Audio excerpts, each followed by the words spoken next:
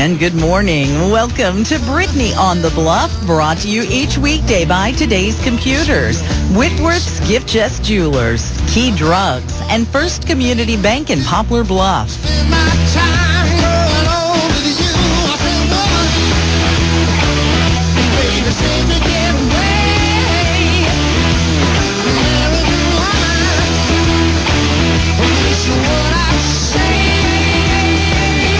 Thanks for joining us this morning. It is Caregivers Month. How about that? Caregivers Month. And with that in mind, I'd like to introduce our guest this morning. We have Cathy Bullis. She is the Family Caregivers Support Program Director for the Southeast Missouri Area Agency on Aging Matters. Do you have to have two business cards to get that all on? Just about. I have a drop down on mine. Yeah, I mean, that's a big title there. Of course, you've got Caregivers Month that we want to talk a little bit about today. That's an issue that a lot of families are having to face these days, and it has its own unique set of challenges. And then you are also going to tell us about a big conference that's coming up, Family Caregivers Conference, coming up here in our area for those folks. Yes, ma'am. So let's just kind of start talking about family caregivers. And, it seems like in today's world, more and more families are being faced with the aging folks in their families and trying to figure out how to give those folks the best care possible for sometimes very limited finances. Well, resources all the way around, time, money. Exactly, yeah. Physical ability sometimes. Caregiving is a huge issue, and it's going to grow as that baby boomer group moves from being caregivers into needing caregivers. Yeah. Because we know that the generations following that group are much smaller. So it essentially means that there's a smaller group of people to take care of those folks. At this point, more than 26% of the adult population in the United States are family caregivers. Really? Exactly. It's a quarter of the population. A little more than a quarter, yeah. Wow. Huge number. So, if you think of all the friends you have, more than a quarter of those folks are helping somebody or taking care of somebody at home. Of course, there's a wide range of what that means. It can be anything from running errands to 24/7 bed care. So it can, and usually it kind of develops over time, caregiving situation does. But it can be a huge challenge for a family or an individual. Sometimes we find there's just one person who's solely in charge of meeting all the needs for someone who can be very ill, can be have a lot of needs. Yeah. And especially in the case of spousal caregivers, about 40% of the caregivers are spousal, which means they're almost the same age as the person they're taking care of, or maybe a little older. Yeah. May have the same health concerns or similar. And still have to meet all of those needs, so it can be just a huge challenge. And I think it's something as a society we're going to have to address. We're not going to have a choice. Right. That we're going to have to be able to support those family caregivers, in just not the too far future, that's coming. It's on the doorstep. Absolutely. There is a certain group of those folks, I would say, that probably are doing that by choice because they want to be able to give the best care possible for that loved one. But then there's also a group that are kind of forced into it because the cost of long-term care in a facility has just become so high that some families just can't afford to do that. Exactly. So I would say that those people that feel like they're being forced to make that choice probably even have more challenges than the other group even. They do, and that's not a good situation. Right, yeah. Because really, the best is if a person does it willingly and, wanting at least to their do heart's that. in the right place then. Yeah. And physiologically, it's healthier for them.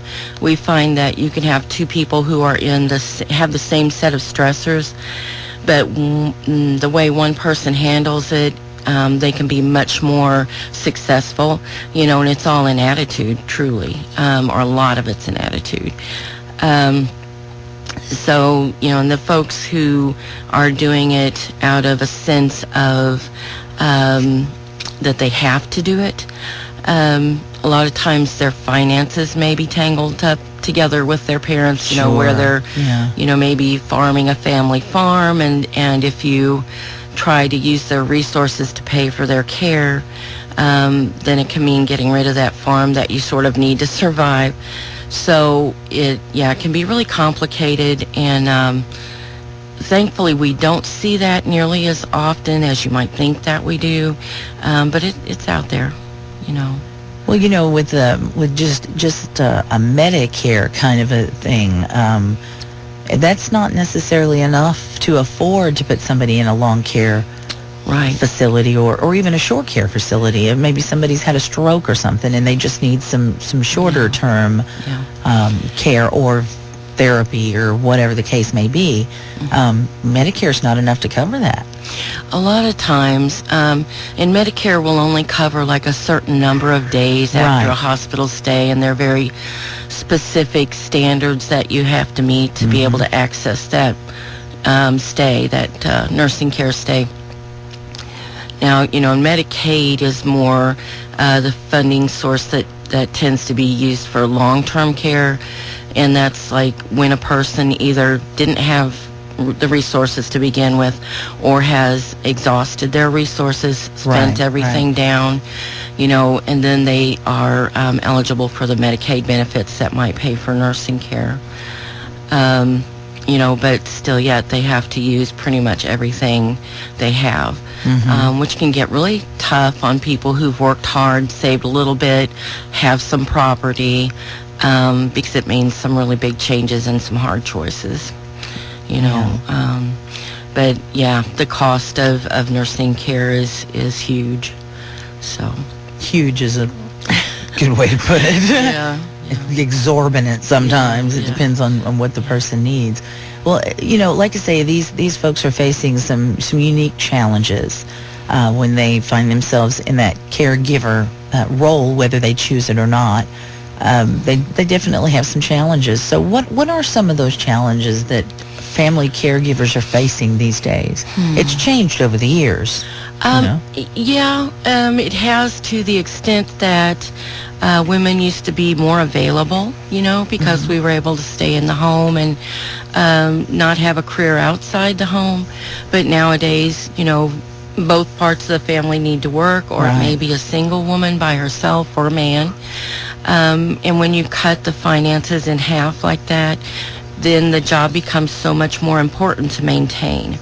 So it gets financially very difficult, because very often what I see is a middle to late middle-aged daughter who was working at perhaps not a really high-paying job, maybe at the local store, gas station, restaurant, that type of thing.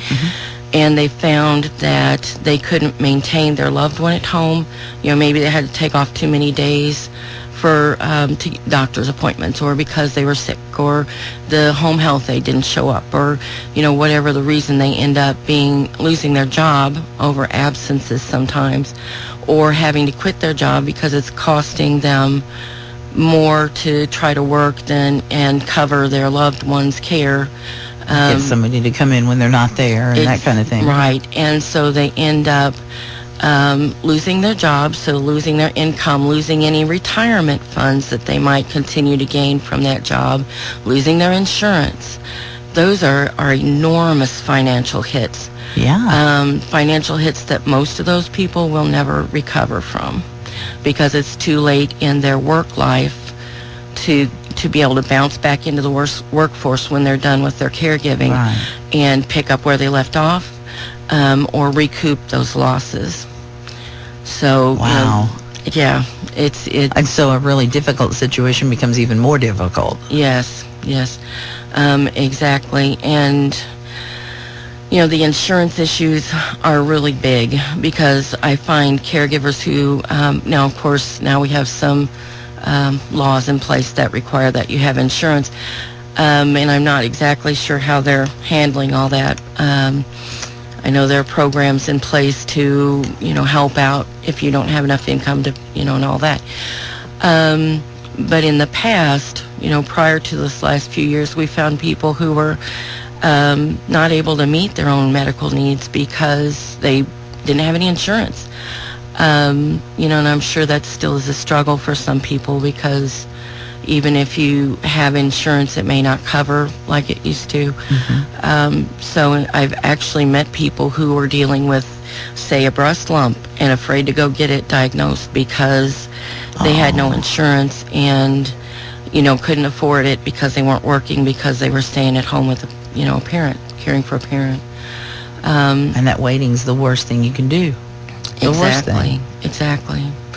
Wow. And I actually did run across that. Of course, there are some resources to deal with that, and we refer them to those. But, it's not a real well-known resource. So how many people out there did we not talk to, who we could help with that? Always worries me a little bit. Well, I can imagine so, yeah. Well, in addition to the financial stress, there's the emotional stress and the psychological toll that absolutely giving care to a loved one, particularly for a long time, it takes its toll on a person.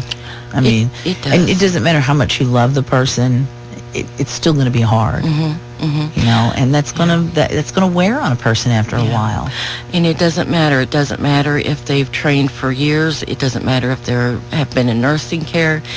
I've been in the field with working with geriatrics forever, I think. And when it comes to my own family, I have the same difficulties in dealing with those issues that my clients do who maybe have no training because it's my parents. My loved ones, my people I grew up with who had been always decisive and able to do anything they wanted to do, and now all of a sudden they really can't. And you want to be able to protect that independence and self-esteem, so you really don't want to have to see the fact that, well, maybe Dad shouldn't be driving anymore, but, well, he only goes down to town in the mail, you have to make those choices. And you don't want to. And that is like so against the natural order for a child to have to make those kinds of choices for their parent. It is. I would imagine, I haven't been in that position yet, thank goodness, but I mean, I would imagine that kind of pressure would really wear on a person heavily to have to make choices for their parent, because the parent is the one that makes the choices. It's always been that way your whole life. That's just the way it is. And all of a sudden you find yourself in that situation where, for whatever reason, the parent may not be able to make those kinds of choices anymore. Alzheimer's has become such a huge issue for a lot of families. I cannot even imagine what that would be like. Oh, there are lots of dynamics, and it's not only just the having to make choices, and not all parents are just really willing for you to do that. Yeah, they're not always open to that idea. No, it can cause a lot of conflict, But then when you're dealing with dementia, you also have a lot of sort of grief and hurt feelings because, oh my gosh, I'm here, I'm doing everything for this person, and they can't remember my name in the morning. Or they call me by my sister's name, who never shows up here at the house. Ungrateful.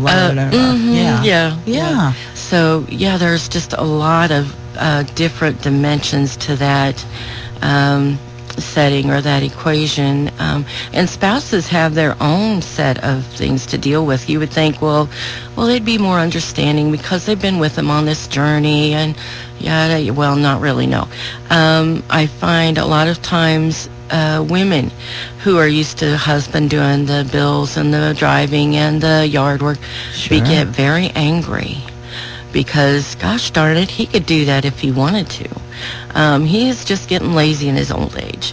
These are things that I hear people say. They can't really see the dementia. It's too hard for them to see that because well, they may go down that path themselves. And also, that's their loved one, their husband or their spouse, their wife. And it's just really difficult for them to see the disease. Right. They really want to blame it on other things, and even if it's crazy things, like a man who always was up at dawn and worked hard all day, and well, now he's lazy. No, he's probably not lazy. He's just forgotten how to do what you think he needs to do. Oh, gosh, yeah. Forgotten how to do things. I didn't even think about that part of it. Yeah. Wow. And, like I was talking with a friend one time, and, she was telling me how she had always seen her dad as so strong. And, he was having some dementia issues, and she just, you could tell just by the way she talked about it that it was really hard on her. I know it's going to be hard on him too, but it was really hard on her. She felt like she was watching her strong, decisive father kind of wilt away, kind of a deal. And she had to make that choice to start kind of giving him that full-time care kind of a deal. So it's just it's something we don't want to think about, but if we think about it ahead of time, maybe we can save ourselves some of the difficulties involved in this by maybe planning or knowing what resources are available ahead of time and that sort of thing. Right. A good general base of knowledge is a good thing to work on. Sure, absolutely. But don't drive yourself crazy with small details till you get there, because you don't know. Sometimes you can really sort of hurt yourself by trying to over-plan ahead of time. Sometimes you really only need to look at what's the next step. Because it can be very worrisome. It can add to your stress level. Too stressful, and you're going to miss out on enjoying what you've got today, because tomorrow that might not be there. Right. So, especially with dementia patients, our family members, loved ones, it's really important to enjoy what's there today, even if it's different. Even if you have to approach it a little bit differently. And because if you think, well, gosh, in 6 months, I'm just not going to be able to do this anymore, and I'm going to have to, where am I going to come up with the money to get a home health aide in here? You can't solve that now anyway. So in focusing on that and worrying about that today when you can't fix it right now, you're better off to focus on what's happening today. What do we need to do today? Does Dad need a haircut or whatever the issues for today are? Because some of those things you can just put on the way back burner because you can't fix them today. Right. And when the time gets there, you don't know. You don't know if you'll need that. There could be another person in the equation. Maybe a long-lost relative moved back to the area and they're willing to help. You don't know. I'll always remember, just with dementia, you don't know what you're going to get. Yeah, some cases are so severe, and some seem like they are minor symptoms for years. So yes, and different parts of the day will be better, and different days, here and there will be better. So you just have to take advantage of those and enjoy that person while you've got them. Gosh, I just I've always said I'm not afraid of dying, and aging doesn't particularly bother me, but I am afraid of getting to the point where I can't take care of myself, because I'm a single woman, no children, and I think, who's going to take care of me someday? Kind of a deal. That thought kind of lingers in the back of my mind from time to time. Right. And financially, there are some things like, people like you and even me. I have a stepdaughter, but I have no children of my own, so I don't know that I would put that burden on her. Right. So for us, it's good to plan that way. Yeah. To plan ahead and maybe the long-term care insurance yeah, and that kind of a stuff, that kind of thing. Yeah, and when it gets closer to time, actively go out and look at facilities that you may want to inhabit and that sort of thing. Yeah, those are good practices. It's just that in the care of someone, don't miss the little sparkly moments you're going to get worrying about what's going to happen 6 months from now. That's a really good point. That really is a good point. Because there will be those moments where the person is very lucid and you just kind of cling to those. Oh, yeah. To carry you through the tougher ones. Yeah, I started to tell you a story a second ago, and I'll make it quick. But my grandmother had Alzheimer's, and we kept her at home until she passed. So we got to kind of go through all the stages of that disease with her. And she had gotten to the point where she was not speaking any longer. And it was Thanksgiving time. She passed away in January, so it was fairly close to the end of her life. I'd taken a day off right before Thanksgiving to go bake pies for my mom because Mom had to work. And I brought Grandma in the kitchen because I just thought she might enjoy the smell and the noise and movement. Didn't expect her to participate at all. And she had this big, huge pumpkin pie recipe because she raised 7 children. Oh, wow. And I was making her pumpkin pie recipe, and I was just talking to her. I didn't expect her to answer. And I said, Grandma, how many eggs go in your pumpkin pie recipe? Started on the way to the kitchen, or the refrigerator to get the eggs because I knew how many went. And was on my way back, and she looked at me and said 3. And she was absolutely right. Wow. So she was hearing me, and she did have that little connection. Even when you think they're not, sometimes they are. Yeah. So it's important always to be respectful and positive and talk to them even when you think that they're not able to comprehend. They say that about folks that are in comas and stuff, that you should talk to them because they can, sometimes they can actually hear you. Yeah. Well, it's really sad. Every once in a while you see a story in the news where somebody's being charged with neglect of an elderly person or that sort of a thing, or even abuse of an elderly person. And I really think that a lot of those cases are those people who haven't been able to learn how to deal with the stress of that situation. So how does a person who finds themselves in a caregiver situation, how do you deal with the stress and not let it get the best of you? Overtake you. Yeah, Respite is important. Find respite. And that just means someone to stay with your loved one while you can take a break. You can get away for a little while. Even if it's only a couple of hours a week. And if you can't afford to hire someone, look at your church family. Look at your own family. That's a good idea. Yeah. And sometimes family caregivers say, oh, there's 7 people, however many people in my family. None of them help, And isn't that amazing how often you hear that? Yeah. But the thing is, some people don't know how to ask for help, and people would come if they would ask in the right way. You have to be very definitive and say, I really need to take a break. Can you come and stay with Mom for 2 hours on Sunday so I can go to church? I'll be back at this time just for this week. And if you're very specific like that, very directed, you're more likely to be successful than if you just throw your hands up and say, well, nobody's helping me with Mom and I really need a break. Right. Because that doesn't tell anybody what you really need. It just is, going to probably make them ignore you and think, well, somebody else will take care of that, Absolutely. So you have to learn how to ask, and you have to learn to ask because we're taught to be independent and to be strong. And when people offer assistance sometimes, no, I'm fine. I got this. It's okay. When really, and you may be fine when you really at that do minute, need the help. Yeah. But you need to plan ahead a little bit on that and say, I may be feeling fine now, but I know that it's important to take a break. And if I take a break, I'm going to be stronger later. And sometimes what I tell people is to make a list of jobs, actually 3 lists: hard jobs, easy jobs, and medium jobs. even if there are things that you can do yourself, like making a meal, or picking up some things for you at the store, or mowing the lawn.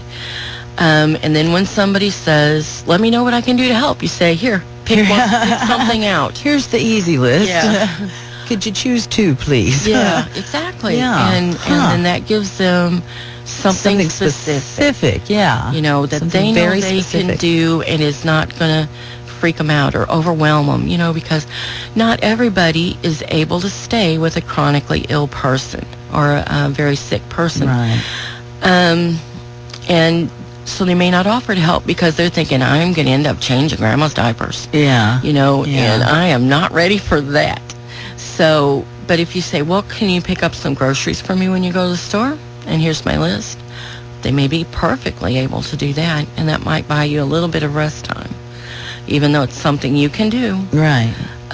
You know, it's But important. it's one less thing you have to do. Exactly, and it might give you a little bit of time. Plus, that other person Gets to help. then feels that they are a part of the care of grandma or whoever it is, Exactly. and they might be more willing to step up next time because it was something simple that they do, but they felt like they helped. Exactly, because there's a blessing in that for them too. Sure. Yeah. Well, let's talk a little bit about this conference. It's going to be something that's it's being held here in town. Yes, Is that right? ma'am. Okay. Give us I'm the real details. proud of that. It will be November the 14th from 8:30 to 1 at the Family Counseling Center in their gymnasium there, which is at 3001 Warrior Lane. It's right across from where the new movie theaters are, down on the end of the Warrior Lane there. We're going to have some great speakers. We're going to have a lady named Kimberly Heyman, who's from this area. Her mama still lives here. It's Annie Barnes. If anybody knows her, she's very active in the community. Miss Heyman has an advanced gerontology degree, and she is a family caregiver herself. And she's done, Wow. yeah, I know. She's done some work with family caregiver support groups through the church and using a phone system to kind of have conference calls. That's been really successful in supporting for those folks, which is, you know, pretty important because isolation is an issue for family caregivers. Yeah. Especially, I can imagine. especially from their church family, because, you know, if you've got a person with dementia or a person with even just bathroom issues or mobility issues, you can't really take them to church sometimes. Right. So you may have been in church all your life, but now all of a sudden you can't go, you know, and so they lose that. But anyway, Ms. Heyman is going to be our keynote speaker. And then we have a panel discussion, and on the panel we will have speakers on home care services, which will be Christy Tubbs from Pyramid Home Health Services, and Jesse Houchins from the Veterans Hospital, John J. Pershing Veterans Medical Center. And then we'll have, she's going to talk about veteran services, of course. And then we're going to have changes in services and the Med D programs. That's going to be by Ruth Dawkins from the Area Agency on Aging Matters office. And all three of those ladies are very, very knowledgeable and experienced in their fields and should be able to offer some very good information. Then we're going to have William Gresham, attorney, who's going to speak about legal matters for caregivers, and that's a huge topic. Yeah, there's another one we didn't even touch on. But what a huge one there, yeah. Which is good because I wouldn't be able to speak about that one. It's very complex. And then we have Dr. Nair from the Veterans Hospital, who's going to talk to us about relaxation techniques. Nice. Which is, wonderful. Who things that couldn't can be done benefit at from home. that? Yeah, those things can be done at home. The program is free. Excellent. And we're going to be providing lunch. And lunch is going to be provided for us by the Democratic Women's Club. Just the Democratic Women's Club. I'm sorry. Thank you to them for that. Yeah. Yeah. And Also, we have some adult daycare available if anybody wants to come but can't because they don't have respite. We'll have adult daycare available through, looking for my name really quickly here, River Mist Assisted Living. And anyone who needs that would want to contact Kim Wilson no later than the 22nd of this month, because obviously arrangements need to be made to take good care of that person. And if a person has VA benefits, we may be able to arrange some in-home respite through VA. And our contact there would be Jesse Houchins at the Veterans Hospital. I do have phone numbers for those, but I would just say if you want more information, to call the Area Agency on Aging at 1-800-392-8771, and we can give you any other information or get you registered. I think it's going to be an awesome day. Of course, we'll have information booths, and we'll have door prizes and just all kinds of goodies. Little fun thrown in on the side, huh? Yeah. Well, it sounds like you've got some spectacular topics for the caregiver and the family, and especially the legal issues thing. That's great that people can come and kind of get a little bit of free legal advice on some of those unique issues that they may be facing in that caregiver situation. Absolutely. So. We've done this program in Cape Girardeau for a couple of years, and this year we thought we would bring it to Poplar Bluff. Oh, good. And good deal. I'm real excited about being here because we have a lot of family caregivers in this area. Anyway, what I started to say is that the legal issues are always very popular. If any one of our speakers runs over, it's usually going to be that one, because people just have a lot of questions. I'm not sure about Mr. Grisham, but sometimes the lawyer is able to stay at lunch and answer a few more questions. Get even a few more, huh? Yeah, so. Well, you mentioned just kind of in passing there about support groups. Are there any support groups in our area for people that are doing the caregiver deal right now? Well, there are. It's one of those deals I would think it would be really helpful to just be able to talk to some other people that may be in a similar situation, that maybe it would help that person realize they're not alone, because like you said, isolation can become a real issue. You know. And support groups are a little difficult for them to get to just because they've got somebody at home. Right. Usually they're working or they're caring or something is going on for them all the time.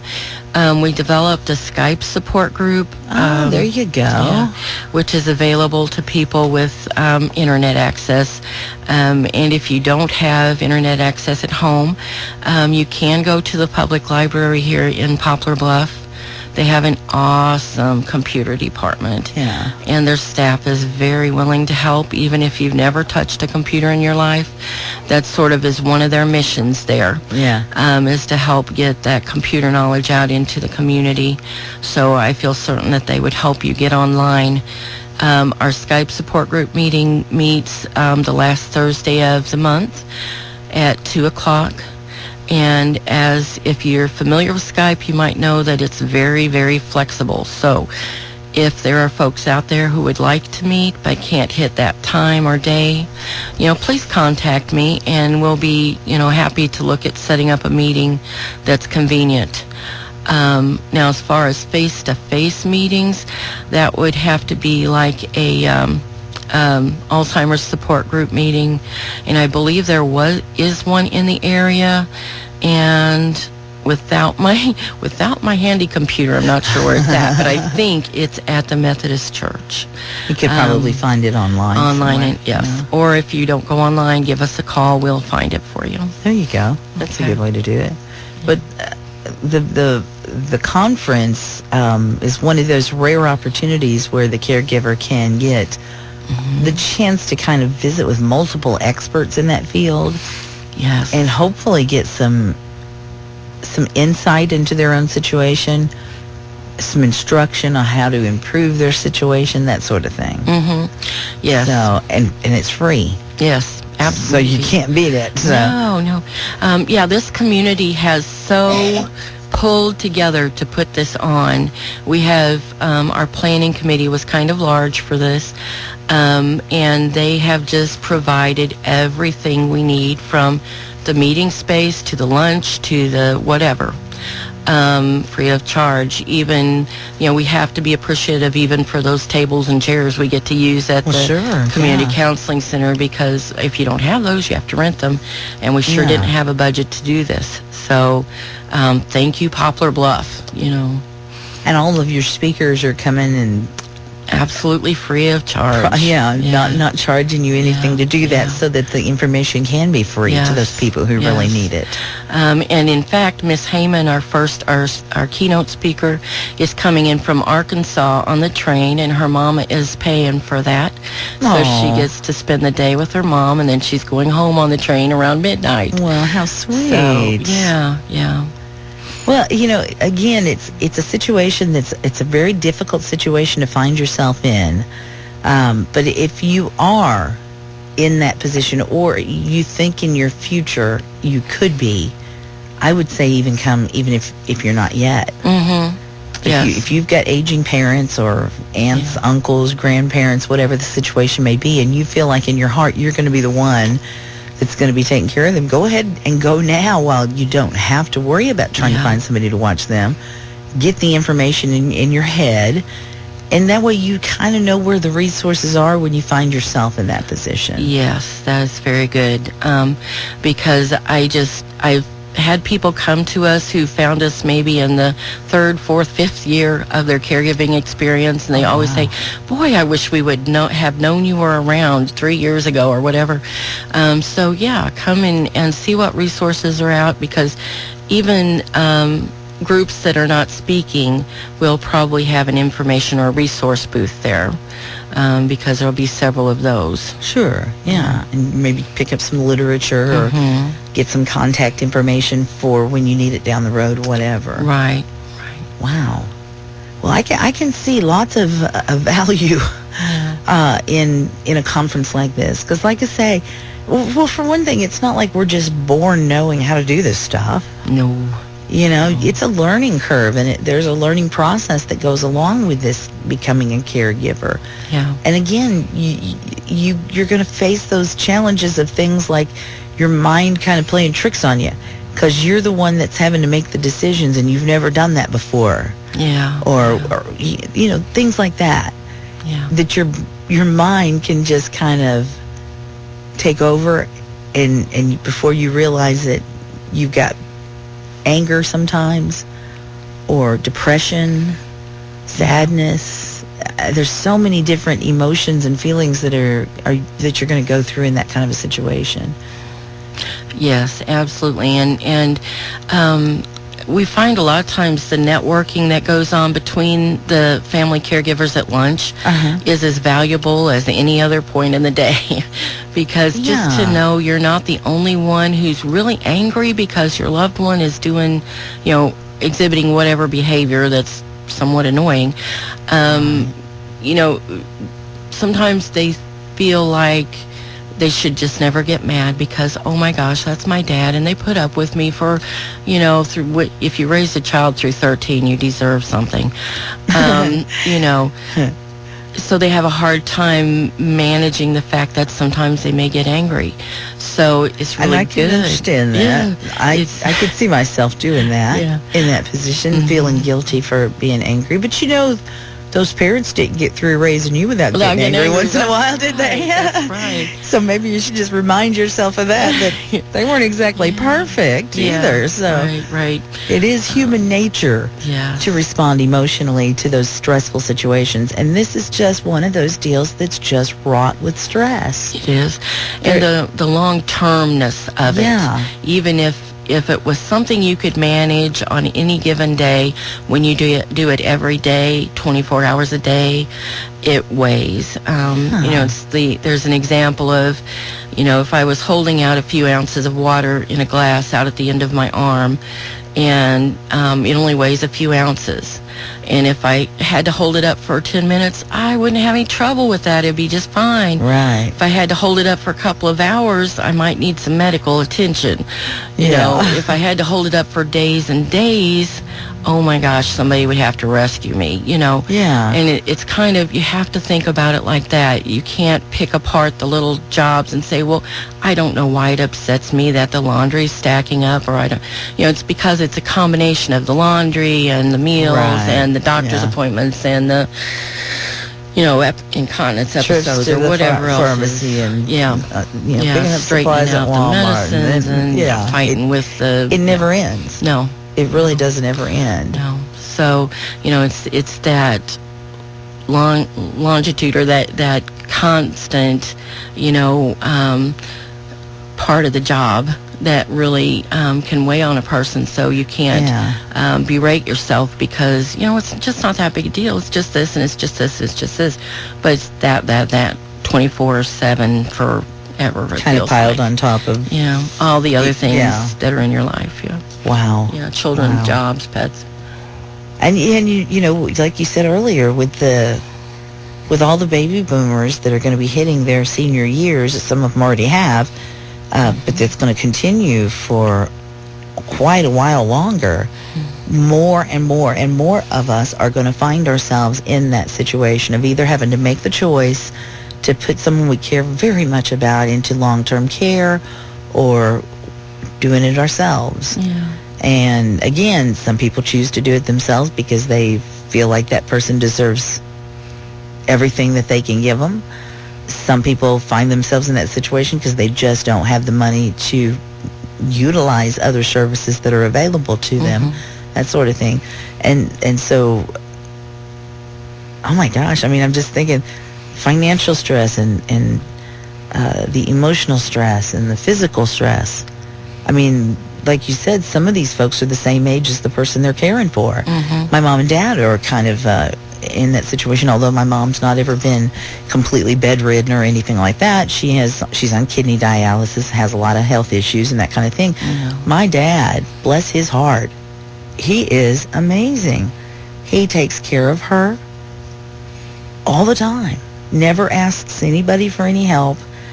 Never, you know, hires somebody to come in and do it and that kind of a thing. He even hooks her up to her dialysis at home every night and even does all that kind of thing. Even has kind of taken on the role of a medical person as well. And I keep thinking, how long can he do that? Yeah.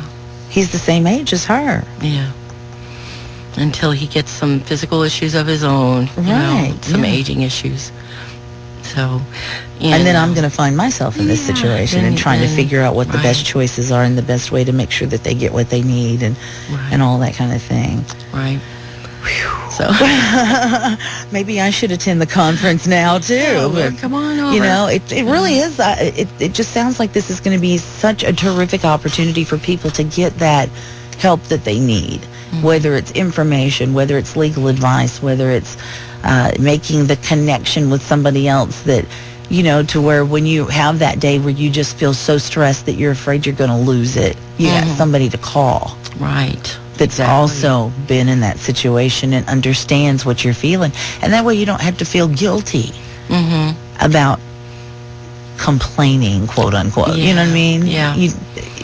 Everybody's going to need that at some point. So give us those details one more time because we're actually running out of time. It's gone by so quick. Yeah. Okay. About when and where and all that. Okay. Friday, November the 14th, 8:30 to 1 at the Family Counseling Center, which is at 3001 Warrior Lane here in Poplar Bluff. It's across from the new movie theaters. And it is free of charge. And if you would like to register or would like more information, please call 1-800-392-8771. And the person who's actually taking registrations is Gail Babers. But if you call into that number, they'll get you to the right place, right person. What was her last name again? Babers. Babers. Babers. Okay. And if somebody doesn't get pre-registered, can they still attend that day? Or do you have to pre-register because of the lunch and stuff? we'd ask that they pre-register because of the lunch. Now, if you think you can't come and all of a sudden you can, we'd rather have you come and we'll deal with the lunch at the last minute. But if you can pre-register, we would sure appreciate it. Excellent. Just so that we know if we need a half a gallon of soup or 10 gallons of soup. Exactly, yeah. Well, again, folks, if you are in that position yourself and you could use a little advice, a little help, a little support, emotional support, mental support, that sort of thing, make sure you plan to attend, get registered, and be a part of this. And maybe you're like me. Maybe you're just kind of thinking ahead that this is coming. I'm not in that position yet, but I know it will be here eventually. And maybe you just kind of want to get a grasp on all this ahead of time. Here's a great opportunity to do so free of charge. They're even going to feed you lunch. Now, how can it get any better than that? So lunch, lots of great information, lots of advice, some networking opportunities to touch base with some other people in the same or similar situations. Invaluable, absolutely invaluable. And again, a growing issue, a growing number of people are going to find themselves in this situation within just the next few years. Yes, it's only going to get bigger. Yeah. So, again, if you do you all offer like advice if somebody, maybe not even the conference thing, but maybe they just have some questions, can they give the office a call? They can. And get some advice? Yes, they can. Ask for the Family Caregiver Program because there are a number of different programs there. Okay. But yeah, just give us a call at the number that I gave out earlier, which is the 1-800-392-8771. And they are more than welcome to call. If we don't know the answer, we can help you find it. There you go. And get it to you, get that information to you. With the Family Caregiver Program, we also do offer some other benefits, like some supplies assistance grants that can help with incontinent products and that type of thing, some respite care, and, of course, information and education for the family caregiver. Wow, I still have like a gazillion questions. Like, how do you choose the right person to come in and care for that person when you're not there, and things like that? I'm sure some of those will be addressed at the conference. I'm sure, yeah. And if not, again, you can call 1-800-392-8771 and ask for the Caregivers program, and maybe get some advice on some of those questions there as well. But one thing I want you to definitely know, folks, don't be afraid to ask. And don't feel guilty for needing a little help. Oh, yes, absolutely. One person by themselves, this is too big a job for. You have to network and pull other people into the equation if you want to be successful. Yeah. So, wow, great topic today. Thank you so much. Thank you for coming in, Cathy. We really appreciate you taking time to come and share with us about the conference and answer some of our questions about caregiving and that sort of thing. And again, it is Family Caregiver Month. Yes. So if you're a caregiver, this one's for you. Okay? Yay. Take care of yourself as well as that other person. Don't neglect your own needs in your quest to give the best care possible to your loved one. I can understand you want the best for them, but you can't give them the best if you don't take care of yourself too.